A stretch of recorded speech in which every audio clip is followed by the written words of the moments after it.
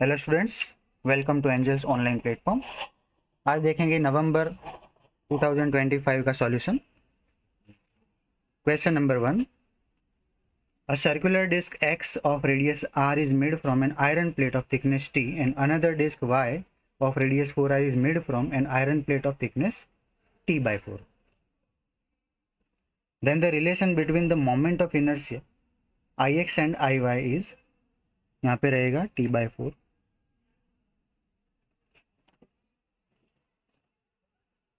देखिए यहाँ पे सीधा हम दोनों की मोमेंट ऑफ इनर्शियाज का रेशियो ले लेते हैं, I Y upon I X. Formula होता है डिस्क की कोई भी एक्सिस के रिस्पेक्टिवली हम मोमेंट ऑफ इनर्शिया का फॉर्मूला सोचिए। मान लीजिए कि जो एक्सिस है वो उसके सेंटर ऑफ मास में से पास हो रही है, तो फॉर्मूला बनता है हमारा एम आर स्क्वायर बाय 2। ठीक है, तो हाफ फर्स्ट डिस्क के लिए लेंगे m1 r1 square upon second disc के लिए लेंगे half m2 r2 square. Half दोनों कैंसिल आउट हो जाएंगे। अब देखिए मास के लिए हमें थोड़ा सोचना पड़ेगा यहाँ पे। तो मास का हम डेंसिटी के फॉर्म में फॉर्मूला जानते क्या होता है, mass is the multiplication of density and volume. So density मान लीजिए आयरन की रो, और फर्स्ट जिसका वॉल्यूम हम ले लेते हैं V1 इनटू फर्स्ट,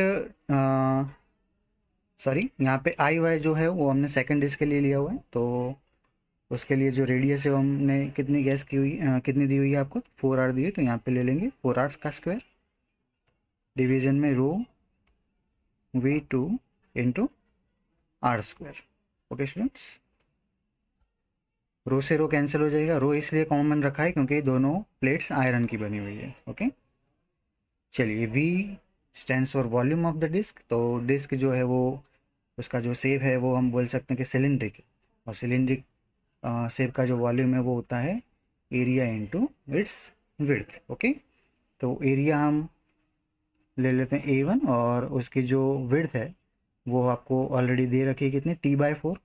ठीक है, यहाँ पे डिवीजन में 4 पुट कर देते हैं इनटू 4R का स्क्वायर करेंगे तो वो हो जाएगा 16R स्क्वायर। उसी तरह डिवीज़न में आप देखेंगे V2। ओके, तो वो हम ले लेंगे पाई आर स्क्वायर, मतलब कि पहले तो A2 पुट करते हैं, A2 इंटू उसकी थिकनेस आपको दे रखी है T। ठीक है, और इंटू R का स्क्वायर।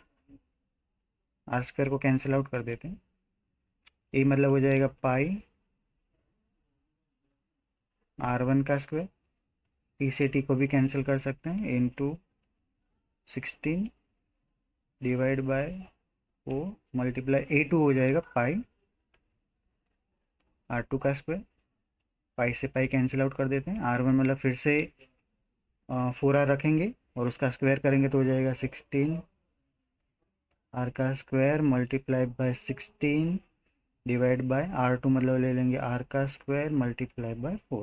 ठीक है, आर से के आर स्क्वायर कैंसिल आउट हो जाएगा, 4 4 जा 16 हो जाएगा, और 16 4 जा हो जाएगा 64। तो I Y divide by I X हमें मिल रहा है 64, तो I Y is equal to कितना हो जाएगा, तो 64 इंटू आई एक्स। तो देखिए ये हमें फर्स्ट ऑप्शन में ही दिखाई दे रहा है, तो क्वेश्चन 1 का जो रियल आंसर है वो क्या रहेगा, ऑप्शन ए। आगे देखते हैं सेकंड क्वेश्चन, उसमें दिया हुआ है the radius of gyration of uniform rod of length L about an axis passing through point L by 4 away from the center of rod and perpendicular to it is। तो देखिए यहाँ पे एक rod ले लेते हैं यूनिफॉर्म, इसकी length मान लेते हैं L। ठीक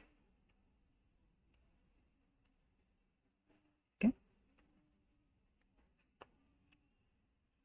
तो आपको एक्सिस एग्जैक्टली कहाँ पे दी हुई है, तो हम एक उसकी सेंटर ऑफ मास में से पास होने वाली एक्सिस के रिस्पेक्टिवली मोमेंट ऑफ इनर्शिया जानते हैं।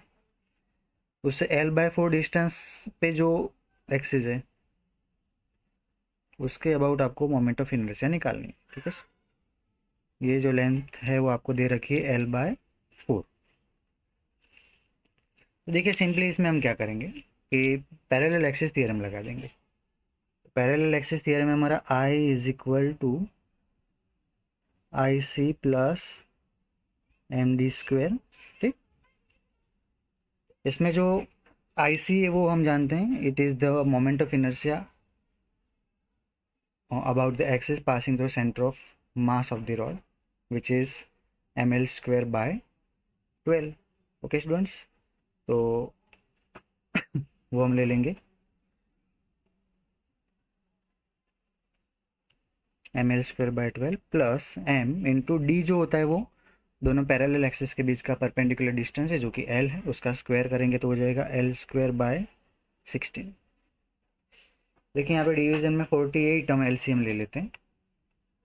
तो 48 एलसीएम लेने के लिए यहाँ पे हमें 4 से मल्टीप्लाई और डिवाइड करना पड़ेगा,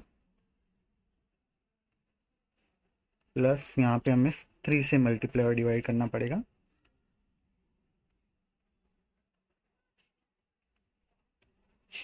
तो ये हो जाएगा हमारा 7/48 ml²।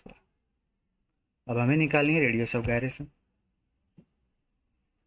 ठीक है, तो रेडियस ऑफ गायरेशन निकालने के लिए हमारी जो मोमेंट ऑफ इनर्शिया का फॉर्मूला है उसे हम m² से कंपेयर करेंगे, दोनों तरफ से m कैंसिल आउट हो जाएगा। तो k इज इक्वल टू हमें मिल जाएगा √7/48 इंटू L। तो देखिए इस तरह का ऑप्शन हमें कहाँ पे दिखाई दे रहा है, ऑप्शन बी में। तो सेकंड का जो सही आंसर है वो क्या रहेगा, ऑप्शन बी। नेक्स्ट देखते हैं question number 3। Here the question is given the moment of inertia of uniform thin rod about perpendicular axis passing through one end is I1. The same rod is bent into ring and its moment of inertia about diameter is I2. If I1 divided by I2 is x pi square by 3, then the value of x will be। आपको यहाँ पे दो objects दिए हुए, एक rod दिया हुआ एक रिंग दी हुई। ठीक है, सबसे पहले इनकी मोमेंट ऑफ इनर्शिया लिख लेते हैं। रॉड के लिए मोमेंट ऑफ इनर्शिया का फॉर्मूला बनेगा ml² डिवाइड बाय 3। रिंग के लिए क्या बनेगा देखिए, तो उसकी मोमेंट ऑफ इनर्शिया को I2 बोल देते हैं, जो कि होता है mr²/2। अब इसमें आगे थोड़ा सिंप्लीफाई करेंगे, m/2 को एज इट इज रहने देंगे, r को l के फॉर्म में लिखना पड़ेगा, रेडियस को लेंथ के फॉर्म में। तो देखो हमने l लेंथ का जो रॉड है उसको वाउंड करके रिंग बनाई हुई है r रेडियस की। तो l और r के बीच का जो रिलेशन है वो हमें किस तरह से मिलेगा, इस तरह से मिलेगा कि हम दोनों की लेंथ को कंपेयर करेंगे। l is equal to 2πr। ठीक है, लेंथ जो है वो सरकमफेरेंस के इक्वल ले लेंगे और यहाँ पे बना देंगे r को सब्जेक्ट, तो r इज इक्वल टू हो जाएगा l डिवाइड बाय 2π। ठीक है, तो यहाँ पे l डिवाइड बाय 2π r की जगह पुट करेंगे, स्क्वायर भी कर देंगे साथ साथ, तो हो जाएगा L²/4π²। ठीक, अब हम क्या करेंगे, I1 और I2 का रेशियो ले लेंगे। तो I1 divide by I2 is equal to, तो रेशियो आपका हो जाएगा ml²/3 मल्टीप्लाई सॉरी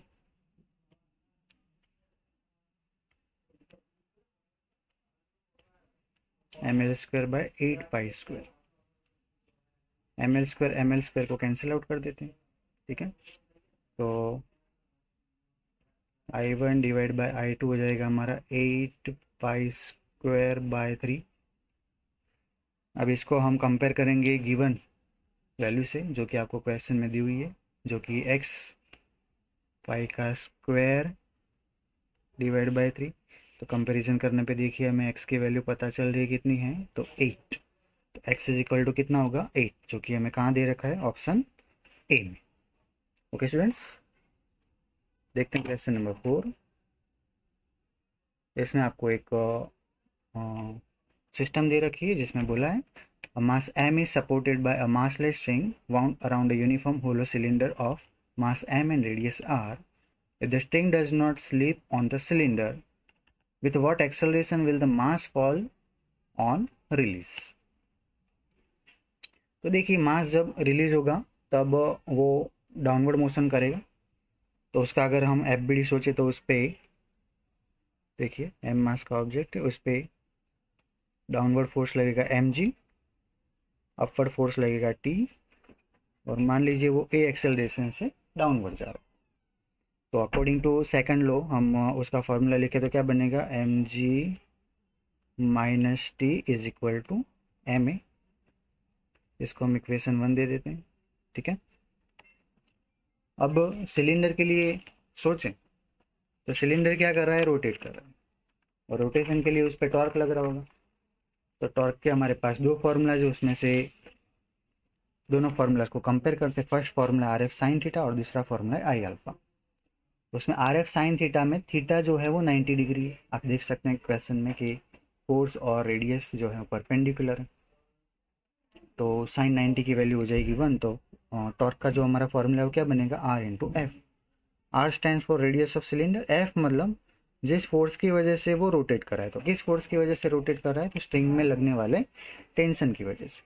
तो वहाँ पे एफ की जगह हम क्या पुट कर देंगे, टी इज इक्वल टू दूसरा हमारे पास फॉर्मूला है आई इंटू अल्फा। तो इन दोनों को हम कंपेयर कर सकते हैं।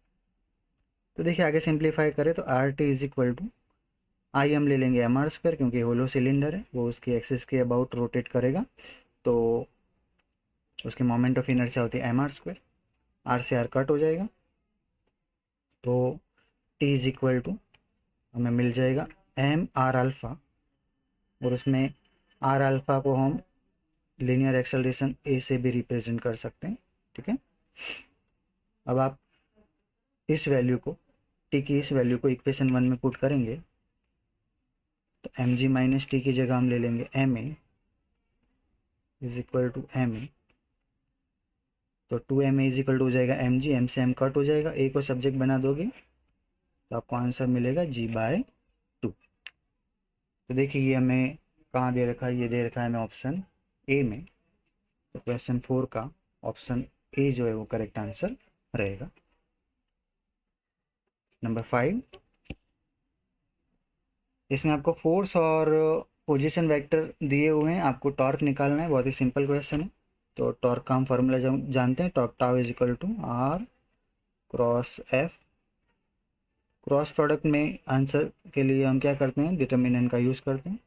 तो डिटर्मिनेंट की जो फर्स्ट रो है वो हो जाएगी आई कैप, सेकेंड रो हो जाएगी J cap, sorry first I cap J cap K cap. Second row में आर के कंपोनेंट्स डालेंगे, आर के कंपोनेंट्स क्या हैं, तो 1 1 1, और लास्ट में फोर्स के कंपोनेंट हो जाएंगे 2 1 2। चलिए इसको सिंप्लीफाई करते हैं। आई कैप तो पहले हो जाएगा 2 माइनस 1 मतलब कि हो जाएगा 1, माइनस जे कैप ये हो जाएगा 2 माइनस 2 मतलब कि 0, प्लस के कैप हो जाएगा 1 माइनस 2 मतलब कि -1। तो देखिए हमारा आंसर यहाँ पे आ जाएगा आई कैप माइनस के कैप, जो कि आपको कहाँ पे दे रखा है, ऑप्शन सी में, ठीक है। तो ऑप्शन सी जो है हमारा करेक्ट आंसर रहेगा। नंबर 6,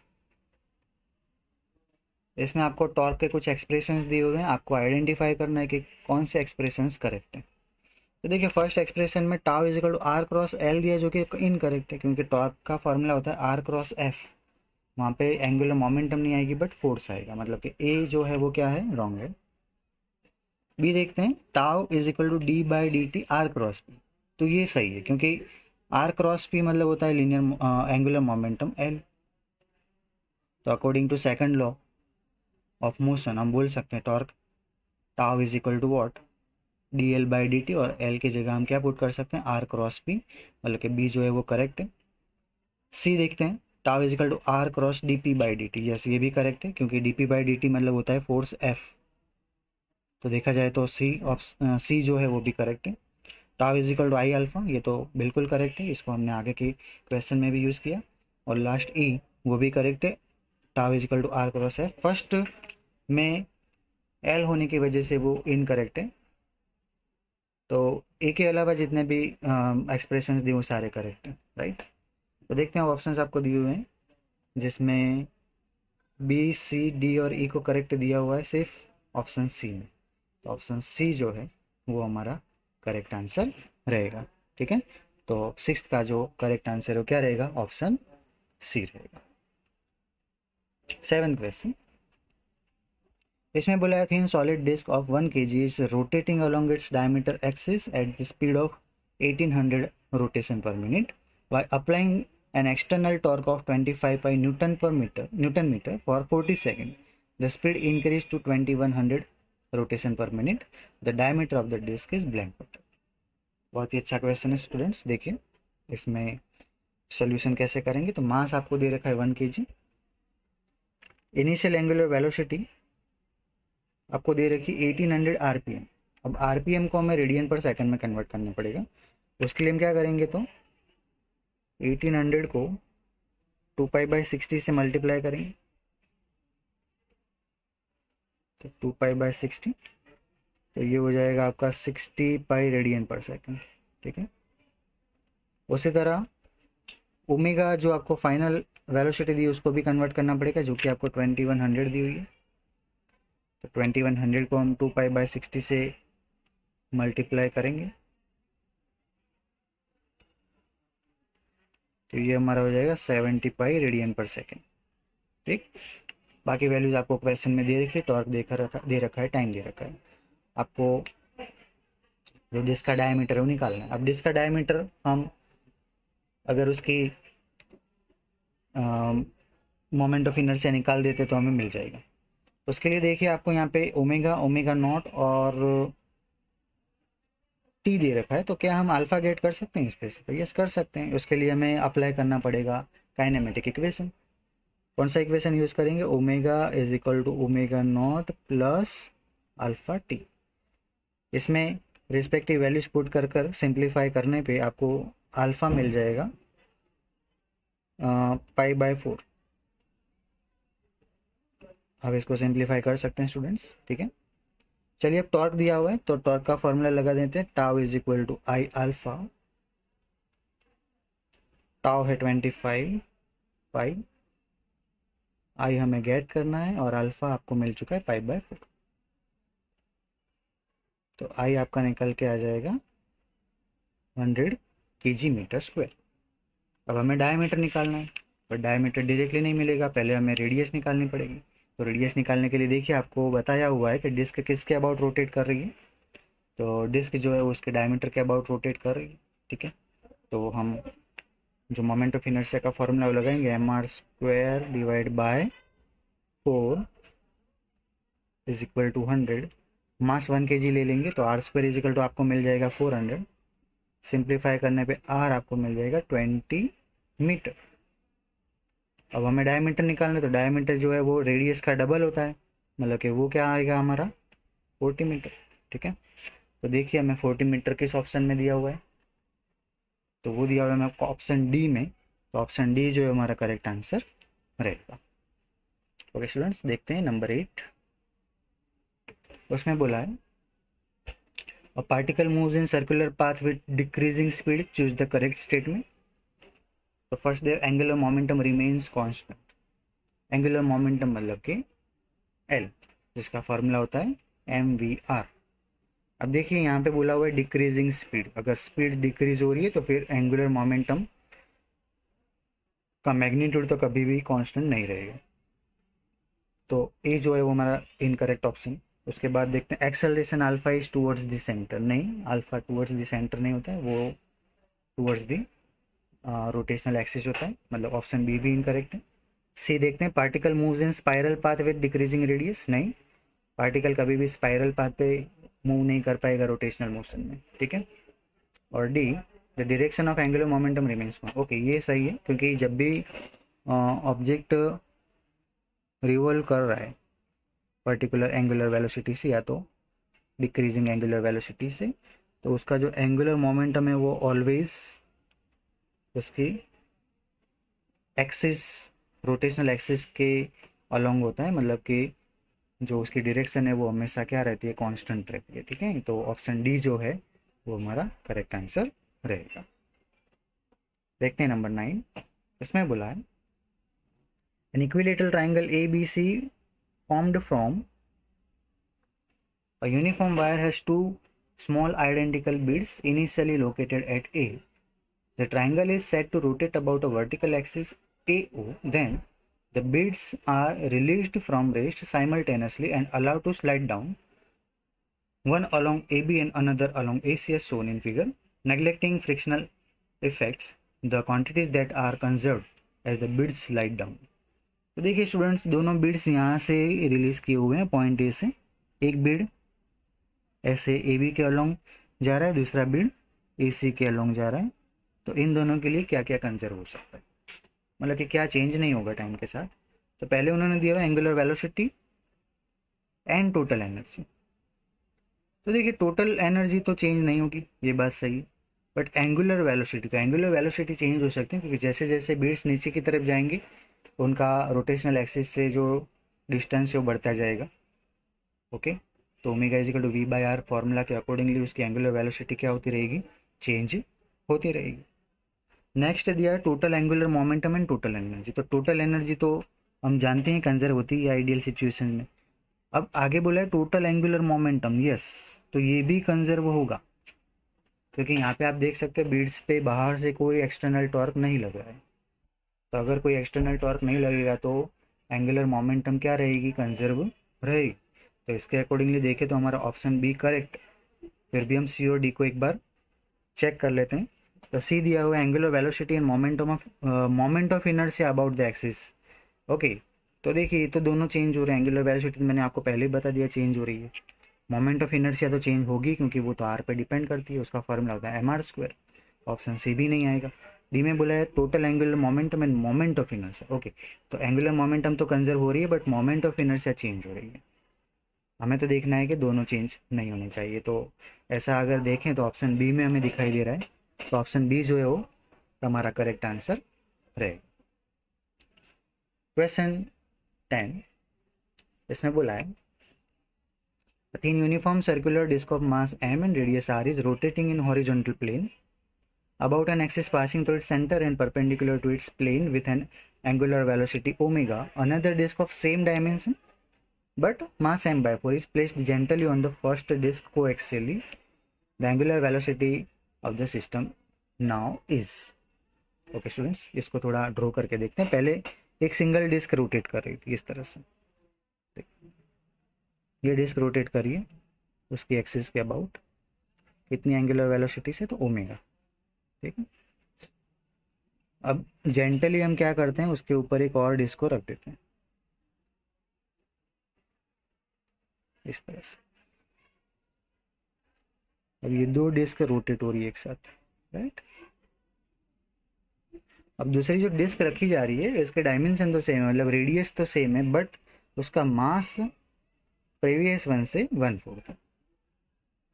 तो फिर अब दोनों जब कंबाइनली रोटेट करेंगे तो कितनी एंगुलर वेलोसिटी से रोटेट करेंगी ये आपको बताना है। तो देखिए स्टूडेंट्स, इस यहाँ पे हम लगाएंगे law of conservation of angular momentum, क्योंकि यहाँ पे बाहर से कोई टॉर्क लग नहीं रहा है। तो इनिशियल एंगुलर मोमेंटम और फाइनल एंगुलर मोमेंटम क्या रहेंगे, सेम रहेंगे। एंगुलर मोमेंटम का फॉर्मूला होता है आई ओमेगा, तो L1 इजिकल ले लेंगे I1 ओमेगा 1 और L2 इजिकल टू ले लेंगे I2 ओमेगा। I1 मतलब हो जाएगा M are square by 2 into omega is equal to I2। अब देखो दोनों डिस्क कंबाइनली रोटेट कर रही हैं, तो दोनों की मोमेंट ऑफ इनर्शिया का एडिशन करेंगे। तो फर्स्ट जो डिस्क है उसकी मोमेंट ऑफ इनर्शिया तो जो है वही रहेगी एम आर स्क्वायर बाई 2, और दूसरी डिस्क जिसका मास 1/4 है तो उसकी मोमेंट ऑफ इनर्शिया हो जाएगी एम आर स्क्वायर बाई 4 2 8। ये कैसे हुआ, तो एम आर स्क्वायर बाई 2 और मास 1/4 है, तो डिवीजन में 4 2 क्या हो जाएगा, 8 हो जाएगा, इंटू कर देंगे ओमेगा डैश। अब देखिए सिंप्लीफाई करेंगे तो फाइनली आपको जो ओमेगा डैश है वो कितना मिलेगा, तो वो मिलेगा आपको 4 ओमेगा बाय 5। तो देखिए ऐसा आपको कहाँ पे दे रखा, ऑप्शन सी में 4 omega by 5। Okay, number 11, moment of inertia of body about a given axis is 1.5 kg meter square. Initially the body is at rest. In order to produce rotational kinetic energy of 1200 joule, the angular acceleration of 20 radian per second square must be applied about the axis of rotation duration of. हमें time period निकालना, मतलब कि time निकालना है, उसके लिए respective values आपको दे रखी है। बोला है कि बॉडी जो है वो इनिशियली रेस्ट पे है, मतलब कि इनिशियल एंगुलर वेलोसिटी क्या हो जाएगी, 0। ठीक है, आपको रोटेशनल काइनेटिक एनर्जी दे रखी है, अल्फा भी आपको दे रखा है। तो हम यहाँ पे सीधा रोटेशनल काइनेटिक एनर्जी का हमारा फॉर्मूला है वो यूज़ करेंगे कि rotational is equal to half I omega square. के रोटेशनल आपको दे रखा है 1200 is equal to half I की वैल्यू है 1.5 इंटू ओमेगा स्क्वायर। तो ओमेगा स्क्वायर जो है आपका निकल के आ जाएगा 2400 डिवाइड बाई 1.5। अब देखिए यहाँ पे स्क्वायर रूट नहीं निकालेंगे, बट इस तरह से कर सकते हैं कि ओमेगा का हमारे पास जो फॉर्मूला है, omega is equal to omega not plus alpha t, उसमें ओमेगा नॉट तो ज़ीरो है, तो हो जाएगा omega is equal to alpha T. इसमें आप अगर दोनों तरफ स्क्वायर करते हो तो हो जाएगा omega square is equal to alpha square t square. चलिए ओमेगा स्क्वायर की वैल्यू हम जानते हैं कितनी है, तो 2400 डिवाइड बाय 1.5। अल्फ़ा जो हमें है दे रखा है 20, तो उसका स्क्वायर करेंगे तो हो जाएगा 400 इंटू टी का स्क्वायर। सिंप्लीफाई करने पे आपको टी स्क्वायर मिलेगा 4। ठीक है, तो टी इज इक्वल टू क्या हो जाएगा, 2 सेकेंड। तो हमारा जो आंसर है वो आएगा 2 सेकेंड, जो कि आपको ऑप्शन ए में दे रखा है। ओके स्टूडेंट्स, तो 11th का ऑप्शन ए जो है हमारा करेक्ट आंसर रहेगा। 12th देखते हैं, उसमें question, if the sphere is rolling the ratio of its rotational energy to that of total kinetic energy is given by. Okay, rotational kinetic energy और total energy का आपको रेशियो निकालना है। तो दोनों फार्मूलाज हम जानते हैं। रोटेशनल काइनेटिक एनर्जी का फार्मूला था हाफ आई ओमेगा स्क्वायर, जबकि टोटल काइनेटिक एनर्जी होती half m v square in bracket 1 plus a square upon are square. Half दोनों कैंसिल आउट कर देते हैं, तो आई ओमेगा स्क्वायर को एम वी स्क्वायर के फॉर्म में लिखें। तो एज एन ऑब्जेक्ट आपको यहाँ पे स्फीयर दे रखा है, तो उसकी मोमेंट ऑफ इनर्शिया होती है 2/5 m are square into omega मतलब वी बाय आर, उसका स्क्वायर कर दोगे तो हो जाएगा v square divide by are square, और डिवीजन में हो जाएगा m v square in bracket 1 plus, okay यहाँ पे रेडियस ऑफ गायरेशन पुट कर ही देते हैं। तो स्फीयर के लिए रेडियस ऑफ गायरेशन होती है 2/5 into r, root 2/5 into r, और उसका स्क्वायर करने पे हो जाएगा 2/5 आर स्क्वायर। आर स्क्वायर से आर स्क्वायर कैंसिल आउट हो जाएगा, तो बचेगा ओनली 2/5। एम वी स्क्वायर को कैंसिल आउट कर देते हैं, यहाँ से आर स्क्वायर भी कैंसिल आउट हो जाएगा, और फाइनली हमें जो रेशियो है वो मिल जाएगा 2/7। ओके स्टूडेंट्स, जो कि हमें ऑप्शन डी में दे रखा है, तो ऑप्शन डी जो है वो हमारा करेक्ट आंसर रहेगा। देखते हैं नंबर 13, जो कि ग्रेविटेशन से है। यहाँ पे पूछा हुआ है, if the change in value of g at height h above the surface of the earth is the same as at a depth x below it, then आपको x और h का रिलेशन चाहिए। यहाँ पे स्पेसिफाई किया both x and h being much smaller than the radius of the earth। Okay, तो देखिए ये वाला फॉर्मूला ये लगा सकते हैं। हमें दोनों ग्रेविटेशन को कंपेयर करना, पहले हाइट वाला फॉर्मूला लें, तो स्मॉल के लिए हम ये वाला फॉर्मूला लगाते हैं 1 minus g in bracket 1 minus 2h by r. ठीक है, क्योंकि जो हाइट है वो स्मॉल है, तो स्मॉल हाइट के लिए हम बाइनोमियल थ्योरम अप्लाई करने के बाद जो फॉर्मूला है वो लगा सकते हैं। जबकि डेप्थ के लिए एक फॉर्मूला फिक्स होता है क्या, तो G in bracket 1 minus D by R, where R is the radius of earth. Okay, देखिए जी जी दोनों तरफ से कैंसिल आउट कर देते हैं, 1 1 कैंसिल आउट कर देते हैं, माइनस माइनस को कैंसिल आउट कर देते हैं, आर आर को कैंसिल आउट कर देते हैं, तो फाइनली हमें मिल जाएगा 2h/d। अब 2h is equal to d. Okay, और d इज इक्वल टू हमें x लेना है, तो 2h is equal to D की जगह क्या ले लेंगे, x ले लेंगे। तो देखिए इस तरह का ऑप्शन हमें दे रखा है कहाँ पे, ऑप्शन बी में, x is equal to 2h। ठीक है, तो 13th का जो करेक्ट आंसर है वो क्या रहेगा, option b. Number 14, a simple pendulum has time period t1 when on Earth's surface and t2 when taken to the height r above the Earth's surface, where r is the radius of Earth, the value of t2 by t1 is। तो देखिए हम जानते हैं कि जो periodic time है वो inversely proportional होता है रूट ऑफ जी। तो डायरेक्टली रेशियो फाइंड करते हैं, t2 by t1 is equal to root over g2 by g1, sorry g1 by g2, my mistake.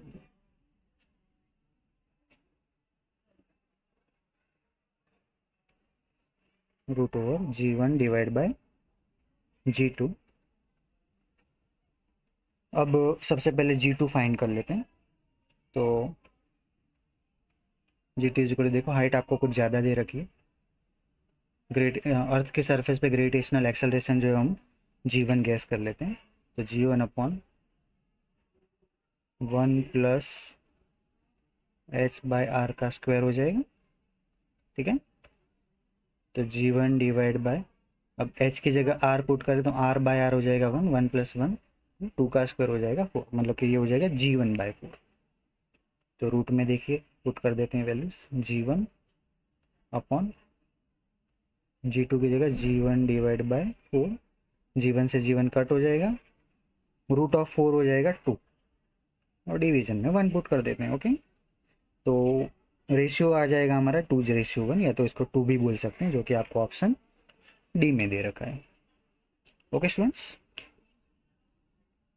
उसके बाद देखते हैं नंबर 15th में, taking density of earth constant which graph correctly presents the variation of acceleration due to gravity with the distance from center of earth, radius of earth is given r। मतलब कि आपको gravitational acceleration का with distance के साथ जो graph है identify करना, ये हम मान लेते हैं हमारी अर्थ है, ये उसका सेंटर। ठीक है, तो हम जानते हैं कि सेंटर से जब तक हम सरफेस तक नहीं पहुंचते तब तक ग्रेविटेशनल एक्सेलरेशन जो है वो आर के प्रोपोर्शनल होता है, and after that gravitational acceleration r square के इन्वर्सली प्रोपोर्शनल हो जाता है। मतलब कि ग्राफ ड्रॉ करके देखते हैं, यहाँ पे हम ले लेते हैं जी, यहाँ पे हम ले लेते हैं आर। पहले वो प्रोपोर्शनल है, मतलब कि सेंटर तक वो इंक्रीज करेगा। ठीक है, फिर सेंटर पे वो मैक्सिमम हो जाएगा, और उसके बाद वो क्या होने लगेगा, डाउनवर्ड, मतलब कि rectangular para hyperbola, rectangular hyperbolic graph मिलेगा। तो इस तरह का ग्राफ हमें मिलेगा। तो देखिए इस तरह का ग्राफ हमें कहाँ दे रखा है, तो ऑप्शन सी में। तो ऑप्शन सी जो है वो हमारा करेक्ट आंसर रहेगा। देखते हैं next number 16, the height at which the acceleration due to gravity becomes g/9 in term of radius of earth is. तो g/9 ये बहुत ही कम वैल्यू, मतलब कि कुछ ज़्यादा हाइट पे ही होने वाला है। ठीक है, तो उसके लिए हम हमारा जो एक्चुअल फार्मूला है वो यूज़ करेंगे। क्या फार्मूला है, तो g dash is equal to g divide by 1 plus h upon R square. G dash मतलब हो जाएगा g/9 is equal to g division में 1 plus h divide by are square. G से जी कट कर सकते हैं, दोनों तरफ स्क्वायर रूट ले लेंगे तो स्क्वायर निकल जाएंगे। यहाँ पे हो जाएगा 1/3 इजिकल टू यहाँ पे हो जाएगा 1/1 plus h by r. Simplify करने पे आपको h इज इक्वल टू मिल जाएगा 2r, मतलब कि 2r हाइट पे सरफेस से 2r, अर्थ की जो रेडियस है उससे डबल हाइट पे जो ग्रेविटेशनल एक्सेलरेशन है वो एक्चुअल ग्रेविटेशनल एक्सेलरेशन से क्या हो जाएगा, 1/9 हो जाएगा। तो देखिए 2r ऑप्शन हमें कहाँ दे रखा है, तो ऑप्शन सी में। तो 16 का ऑप्शन सी जो है हमारा करेक्ट आंसर रहेगा। 17 देखते हैं। Suppose that the angular velocity of rotation of earth is increased, then as a consequence there will be no change in weight। नहीं, ऐसा तो हो नहीं सकता, वेट चेंज ना हो। B, weight of object everywhere on the earth will decrease, सब जगह पे डिक्रीज होगा, ऐसा तो नहीं बोल सकते, right. C, weight of object everywhere on the earth will increase, नहीं ऐसा भी नहीं हो सकता। Except poles weight of object on the earth will decrease. Okay, देखिए ये अर्थ है, ये इसके रोटेशनल एक्सिस, जो डायमेट्रिकली ऑपोजिट पॉइंट्स है वो उसका नॉर्थ पोल और साउथ पोल है। तो नॉर्थ पोल और साउथ पोल खुद कहाँ पे है, रोटेशनल एक्सिस पे। तो अर्थ के रोटेशन में कोई भी चेंज हो तो उसकी इफेक्ट पोल्स पे तो नहीं होने वाली है, राइट। तो लास्ट ऑप्शन जो है उसमें उन्होंने बोला एक्सेप्ट पोल्स, यस, पोल्स के अलावा जितने भी लोकेशन है वहाँ पे चेंज होगा। और किस तरह से चेंज होगा, तो आप देखिए इन्होंने बोला है कि एंगुलर वेलोसिटी क्या हो रही है, इंक्रीज, ओमेगा क्या हो रहा है, इंक्रीज हो रहा है। तो ओमेगा इंक्रीज होने पे हम जानते हैं कि l is equal to I omega, omega increase होगा तो आई क्या होगा, डिक्रीज। या तो फिर हम ग्रेविटेशनल एक्सेलरेशन का जो फार्मूला उस पे से सोच सकते हैं कि ओमेगा इंक्रीज होगा तो जी की वैल्यू क्या होगी, डिक्रीज होगी, ठीक है। तो इस पॉइंट पे ओमेगा सबसे ज़्यादा होगा तो वहाँ पे जी सबसे कम होगा, मतलब कि एम जी की वैल्यू भी कम होगी, मतलब कि जो ऑब्जेक्ट का वेट है वो क्या हो जाएगा, डिक्रीज हो जाएगा। तो लिखा हुआ है कि weight of an object on the earth will decrease, जैसे जैसे आप पोल से दूर की तरफ जाओगे वैसे वैसे जी की वैल्यू धीरे धीरे क्या होने लगेगी, कम होने लगेगी। सो ऑप्शन डी जो है हमारा करेक्ट आंसर रहेगा। ओके स्टूडेंट्स, उसके बाद नंबर 18, इसमें बोला है assuming the earth to be a sphere of uniform density, the acceleration due to gravity inside the earth at distance r from the center is proportional to। तो simply हम gravitational acceleration का formula सोच सकते हैं यहाँ पे, g m upon are square. Okay, अब m मतलब हम मास ले लेते हैं, मास मतलब डेंसिटी इंटू वॉल्यूम, और वॉल्यूम क्या होता है 4/3 पाई आर क्यूब, ठीक। आर स्क्वायर से आर स्क्वायर कैंसिल कर दें तो जी का फॉर्मूला हमारा आ जाएगा 4/3 पाई रो जी आर, मतलब कि सारे टर्म्स को अगर हम कांस्टेंट कंसिडर कर लें आर, आर को छोड़कर, तो जी जो है वो आर के प्रपोजनल होगा। तो देखिए ऐसा ऑप्शन हमें कहाँ दे रखा है, ऑप्शन ए में, मतलब कि ऑप्शन ए जो है हमारा करेक्ट आंसर रहेगा। Number 19, a person whose mass is 100 kg travels from earth to Mars in spaceship, neglecting all other objects in sky, and take acceleration due to gravity on the surface of earth and Mars as 10 meter per second square and 4 meter per second square respectively. Identify from the below figure the curve that fits best for the weight of the passenger as function of time। देखिए इसको थोड़ा figure draw करके समझते हैं कि मान लीजिए ये अर्थ है, ओके, और ये मार्स है। यहाँ से वो स्पेसशिप छूटा है, उसको कहाँ पे पहुँचना है, अर्थ से मार्स। अब जब वो ट्रेवल कर रहा होगा तब यहाँ पे इन दोनों के बीच में एक पॉइंट ऐसा आएगा जहाँ पे अर्थ की वजह से और मार्स की वजह से लगने वाले फोर्स सेम मैग्नीट्यूड के और अपोजिट डायरेक्शन में होंगे, मतलब कि वहाँ पे जो रिजल्टेंट फोर्स है वो क्या हो जाएगा, ज़ीरो हो जाएगा, ठीक है। बाकी पॉइंट्स की बात करें तो बाकी पॉइंट्स पे तो फोर्स लगते ही रहेंगे।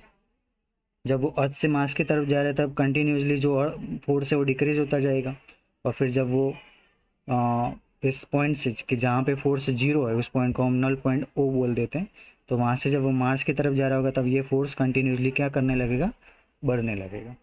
तो इस तरह का ग्राफ हमें यहाँ पे आइडेंटिफाई करना है। देखिए फिगर में आपको ए बी सी डी करके 4 ग्राफ्स दिए हुए हैं। देखिए ए तो आ नहीं सकता है, बी भी नहीं आ सकता है, तो सी में आप देख सकते हैं कि सी ग्राफ जो दिया है उसमें एक पॉइंट ऐसा है जहाँ पे फोर्स 0 हो रहा है टाइम के साथ, और उसके बाद वापस फोर्स बढ़ना शुरू कर रहा है, मतलब कि सी जो है हमारा करेक्ट आंसर हो। ओके स्टूडेंट्स, नंबर 20, आपको यहाँ पे असर्शन और रीजन दिए हुए हैं, आपको आइडेंटिफाई करना है क्या करेक्ट है क्या रॉन्ग है। Assertion दिया, if we move from poles to equator, the direction of acceleration due to gravity of Earth always points towards the center of Earth without any variation in its magnitude. Okay देखो इन्होंने यहाँ तक तो सही लिखा हुआ है कि एक्सेलरेशन ड्यू टू जो ग्रेविटी है वो कहाँ किस तरफ होती है, अर्थ के सेंटर की तरफ। बट पीछे वाला जो सेंटेंस है वो रॉन्ग लिख दिया है कि without any variation in its magnitude. तो मैग्नीट्यूड तो चेंज होता है, हम जानते हैं। पोल पे मैक्सिमम होता है, धीरे धीरे जैसे इक्वेटर पे जाते हैं वो क्या होने लगता है, कम होने लगता है। ठीक है, तो असर्शन रॉन्ग है। रीजन देखते हैं, an equator at equator the direction of acceleration due to gravity is towards the centre of earth. Okay, तो ये सही है, लेकिन यहाँ पे असर्शन रॉन्ग है, रीजन सही। तो इसके अकॉर्डिंगली देखें तो हमारा जो ऑप्शन डी है वो करेक्ट रहेगा। ओके स्टूडेंट्स, देखते हैं नंबर 21। इसमें बोला है particle of mass 10 gram is kept on surface of uniform sphere of mass 100 kg and radius 10 cm. Find the work to be done against the gravitational force between them to take the particle far away from the sphere. यहाँ पे जी की value आपको दे रखी है। Okay, तो work done का formula हम जानते हैं, वर्क डन डब्ल्यू is equal to change in potential energy. ठीक है, इन्फिनिटी पे जो पोटेंशियल एनर्जी वो क्या हो जाती है, ज़ीरो हो जाती है। यहाँ पे हम माइनस माइनस प्लस हो जाएगा, फॉर्मूला लगाएंगे G m1m2 divide by r. ठीक है, अब ये सारी वैल्यूज आपको ऑलरेडी क्वेश्चन में दे रखी है, उसको पुट करके आपको सिर्फ सिंप्लीफाई करना है। तो सिंप्लीफाई करने पे आपको जो फाइनली आंसर है वो मिलेगा 6.67 इंटू 10⁻⁻10 जूल, जो कि आपको ऑप्शन बी में दे रखा है। देखते हैं नंबर 22। इसमें बोला है a geostationary satellite orbits around the earth in circular orbit of radius 36,000 kilometre, then the time period of satellite orbiting a few hundred kilometre above the earth surface, radius of earth is given 6400 kilometre, will approximately blank R. तो यहाँ पे देखिए हम Kepler's law लगाएंगे। Kepler's law होता है T square is proportional to R cube. सीधा ratio ले लेते हैं, T1 बाय T2 का square is equal to R1 by R2 का क्यूब। ऐसे T1 हम 24 R ले लेंगे, T2 हमें गेट करना है, इनका कर देंगे square is equal to R1 हम ले लेते हैं 36,000 और R2 हम अप्रोक्सीमेट ले लेते हैं 6400 और उसका कर देते हैं क्यूब। ये दोनों ज़ीरो को कैंसिल आउट कर देते हैं। ठीक है, अब देखिए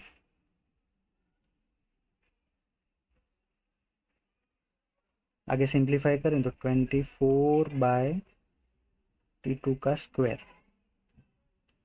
इज इक्वल टू, यहाँ पे हम थोड़ा सिंप्लीफाई करेंगे तो अप्रोक्सीमेटली 9/4 मिलेगा आपको, 9/4, और उसका हम कर देंगे क्यूब।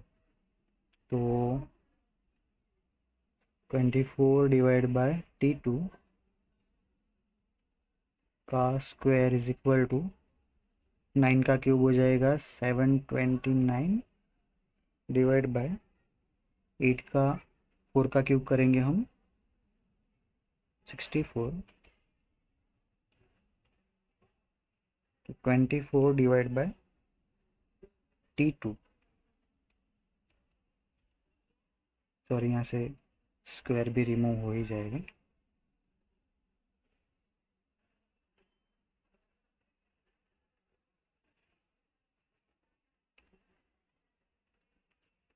इज इक्वल टू ये टर्म मिलेगा और इसको फर्दर हम सिंप्लीफाई करेंगे T2 को सब्जेक्ट बनाकर। तो T2 की जो अप्रोक्सीमेट वैल्यू है वो हमें मिलेगी 2R। तो 2R देखिए हमें किस ऑप्शन में दे रखा है, तो वो हमें दे रखा है ऑप्शन सी में। तो ऑप्शन सी जो है हमारा करेक्ट आंसर रहेगा। 24 सॉरी 23, इसमें आपको बोला है a planet in a distant solar system is 10 times more massive than earth and its radius is 10 times smaller. Give that the escape velocity from the earth is 11 kilometer per second. The escape velocity from the surface of the planet would be blank kilometer per second. तो escape velocity हम जानते हैं proportional होती है root of m by r। ठीक है, तो सीधा हम रेशियो लेते हैं प्लेनेट की वेलोसिटी और अर्थ की वेलोसिटी का, तो वो हो जाएगा root over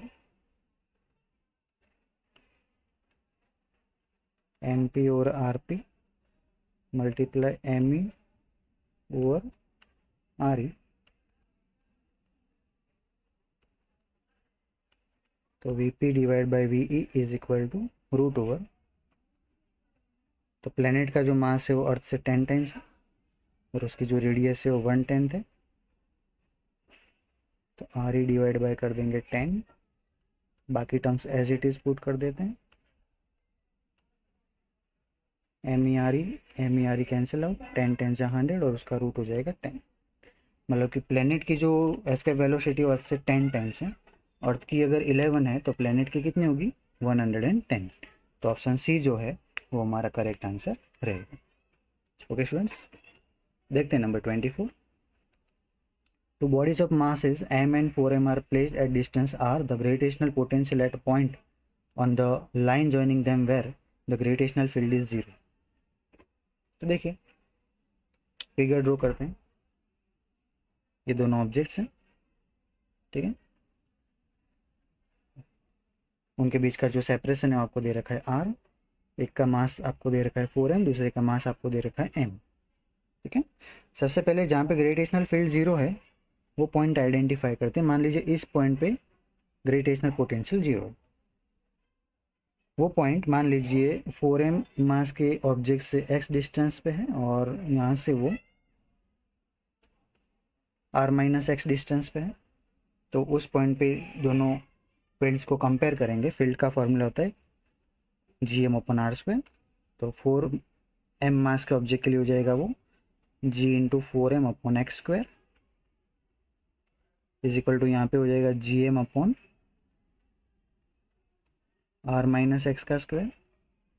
gm cancel out, दोनों तरफ स्क्वायर रूट ले लोगे तो यहाँ पे हो जाएगा 2/x is equal to 1/r-x। Simplify करने पे आपको x इज इक्वल टू मिल जाएगा 2r/3। अब हमें उस पॉइंट पे पोटेंशियल पता करना है। ठीक है, तो पोटेंशियल तो स्केलर क्वांटिटी, वहाँ पे हमें सीधा एडिशन करना है। तो देखिए potential at point P is equal to V1 plus V2। V1 हो जाएगा माइनस KQ/R के अकॉर्डिंगली, माइनस GM/R के अकॉर्डिंगली, माइनस GM की जगह हम ले लेंगे 4m/r। R हमें लेना है 2r/3, तो 2r/3 माइनस ये हो जाएगा GM/r/3। ठीक, सिंप्लीफाई करने पे हमें फाइनली जो आंसर वो मिलेगा 9 GM/r। अब देख लीजिए ऐसा ऑप्शन हमें कहाँ दे रखा है, तो वो दे रखा है हमें ऑप्शन सी में। ओके, तो ऑप्शन सी जो है वो हमारा करेक्ट आंसर रहेगा। लास्ट क्वेश्चन देखते हैं स्टूडेंट्स। इसमें बोला है the particle of equal mass m go around a circle of radius r under the action of their mutual gravitational force the speed of each particle with respect to their center of masses। सबसे पहले figure draw करते हैं। मान लीजिए ये circular path है, दो M मास के ऑब्जेक्ट्स हैं, उनके बीच का जो सेपरेशन है वो जाएगा 2r। तो यहाँ पे हम क्या करेंगे, उनके बीच में लगने वाले ग्रेविटेशनल फोर्स को सेंटीपिटल सेंटीपिटल फोर्स से कंपेयर करेंगे। देखिए उनके बीच में लगने वाला फोर्स हो जाएगा GM1 M2 upon are square के accordingly GM² upon 2r², square अंदर मल्टीप्लाई करने पे हो जाएगा 4r² is equal to mv² upon R. एक m कैंसिल आउट हो जाएगा, एक r कैंसिल आउट हो जाएगा। v को अगर आप सब्जेक्ट बनाओगे तो हो जाएगा √/GM अपॉन 4। तो देखिए इस तरह का ऑप्शन हमें कहाँ दे रखा है, तो वो है ऑप्शन बी। देखिए ऑप्शन बी जो है हमारा करेक्ट आंसर रहेगा। Okay students, thank you.